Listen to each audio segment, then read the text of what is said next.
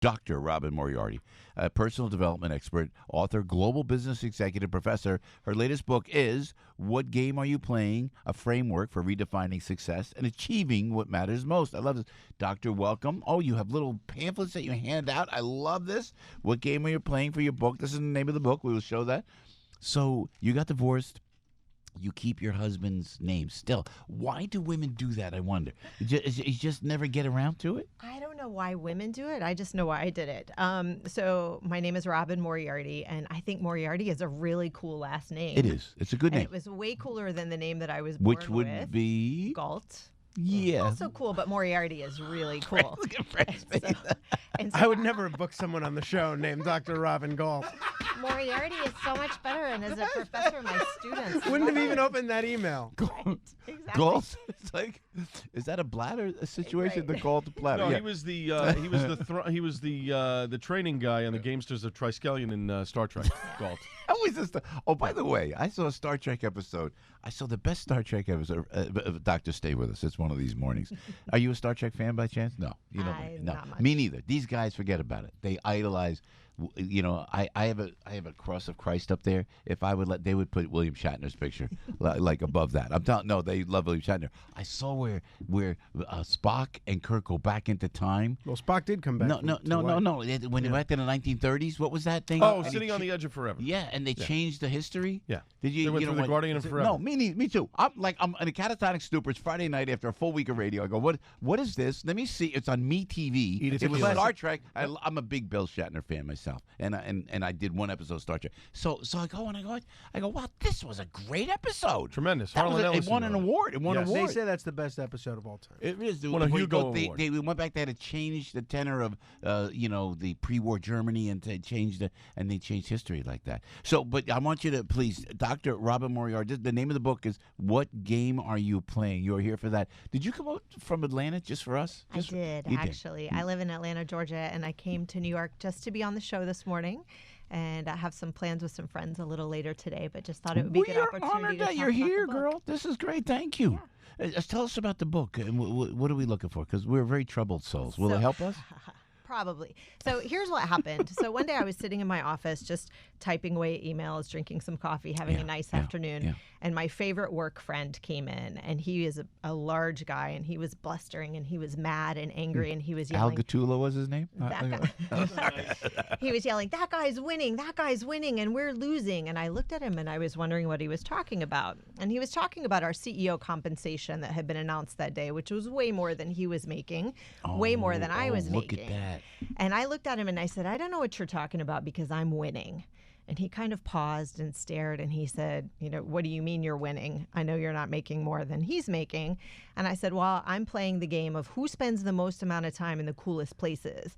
And I'm winning that game because I travel a lot for work. I've lived on 4 continents, traveled to more than 60 countries, and I will do whatever if it involves travel. And so he stopped and he paused and he said, that's really interesting because it's reframing what success is. It's reframing why you're doing what you're doing. And he said, you should write a book. And so I did. This is great. So it's more of a philosophy for life book, that sort of thing? Yeah, and about how do you redefine success for yourself? Because we're culturally conditioned to think so much about life, liberty, pursuit of happiness, and happiness is success, and success is money and title and power and fancy cars and fancy, watches and whatever. But really, you can define success the way it makes sense to you. And this is a book that helps you do that. Well, and especially in the social media era. But even before that, it seems like we're constantly comparing ourselves to others, right? Yes, Look what that person is doing. That's destructive, is it not? It is. Yeah. And I think as Americans, we're really kind of competitive. So we're always looking to win. And so I said, well, what happens if you flip it around and think about what you want to win and kind of compete with yourself instead of just trying to elbow the other guy out? Yeah. And I learned a lot of that living and working in different cultures and living and working abroad where they don't necessarily have that sense of driving for success the same way we do, and sort of winning and competing against each other. And Yeah. they're more about relationships and Yeah. enjoyment and fulfillment in different ways. Do people get jealous? They get jealous of it. I never understood envy. That's one thing I never understood. I think I would be a really big star if I had envy, or why can't I have what they? And I never understood. I was always happy for someone when they got something. You know? Yeah. Is that okay? Is it better to be a little envious so you have more of a career drive? Maybe. I actually think envy is bad and sort of reflects a personal insecurity, or where you're feeling there's a hole, which means you should probably dive into it and understand why you feel that way. But I feel like being happy for other people is just so much better. But I think you can do that when you know that you're on your own path and you're pretty happy with the way you're doing your life and the way you're defining your own success. It makes you able to be happy for others. I never understood it. So you're a young lady. I'm old. So the midlife crisis. I've gone through like 3, I think. I think I have 2. You're too young for a midlife crisis. Midlife, quarter life, all of them. Yeah. What is a midlife crisis? When is it? Yeah. For me, I think what happens is you have these life phase crises. I have one every 7 years, 7 to 8 years. And so it's like you sit You plan there. it? Do you plan it? Do you know, I noticed it over time. Like I keep seeing I have these What 7 do you and 8 feel? year cycles. Guys go. Well, guys do dumb things, but one of the things that, like, they'll buy a sports car, let me get a sports car. Oh, this is great. What did you do in your? I move. I move No, countries. that's great. I change countries. I change houses. I change furniture. I renovate. I just change all of my physical space. Yeah. When I'm going through a bit of a crisis, and it's like morphing yourself into a new phase and deciding what that new phase of life is going to be about. Wow. What Game Are You Playing is the name of the book by Robin Moriarty. A PhD. Where'd you get? You went to school. Look at you. So I used to be a professor at Duke's Business School, at Fuqua School of Business. Wow. And I got my PhD from Emory. It's actually in econ and political science, which has nothing to do with the book. But mostly I say I have a PhD in life because of all the places I've traveled around and all the different kinds of experiences I've been able to have. Yeah. So if someone's at the workplace, and I was thinking about that this morning, Doc. It was funny when I was sitting here with Frank and Al. I really like these guys, and I really like being here. I really do. I have Who fun. could blame him? And I have fun, and we talk about everything, and thank God the audience is there listening to us, because I think what we go through, everybody else goes through. Absolutely. I appreciate that. But how can you create happiness at a workplace where you're not really crazy about it?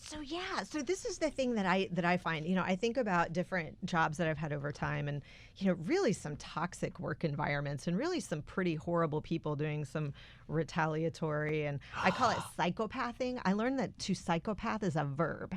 You can psychopath someone. Wow. And so for me, that was like a big thing where I realized I was being psychopath at work. In work. At work, yeah. And I think you could probably do it in personal life too. Well, but I that definitely I know had it all at about. work. I could write the book on that. But aside from that, work-wise. So I think that what it is, again, it's kind of looking at what your motivation is and why you're doing things, as opposed to trying to do what everybody else is wanting you to do. And so, again, I look at my own experience of saying my work life is going to be about travel. There are promotions I haven't gotten. There are different opportunities I haven't had. There have been toxic people at work that I've had to put up with. But I do it because I have this other motivation and this other thing that I'm really driving towards. Yeah. So I think that's how I've been able to find a balance there. This is great. What Game Are You Playing? Is the name of the book. Where can we find the book? Amazon, do we go? So it's on Amazon pre-order right now. It's also Barnes & Nobles, Target.com, Waterstones, and it's going to be in stores on September 10th.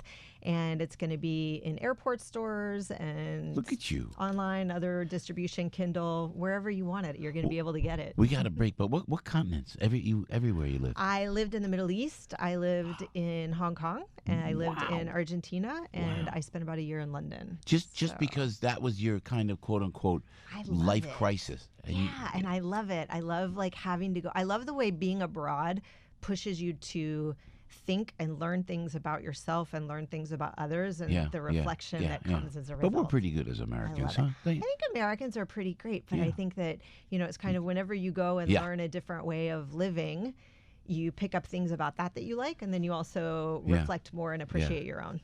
Listen, you're welcome here anytime. Robin, that's great. Robin Galt Moriarty. How's that? That good? I haven't heard that in ages. What game are you playing? Right here, you can see I have the card. Thanks for the little flyers, the little Thank cards. you You so came all much. prepared and everything. Yeah, Thanks so much for absolutely. being here. Thank you. Appreciate Okay, it. Dr. Robin Moriarty, what game are you playing? Great. You know what? It'll help you, get through the workplace. And Debbie, you and I are happy campers, I think, for the most.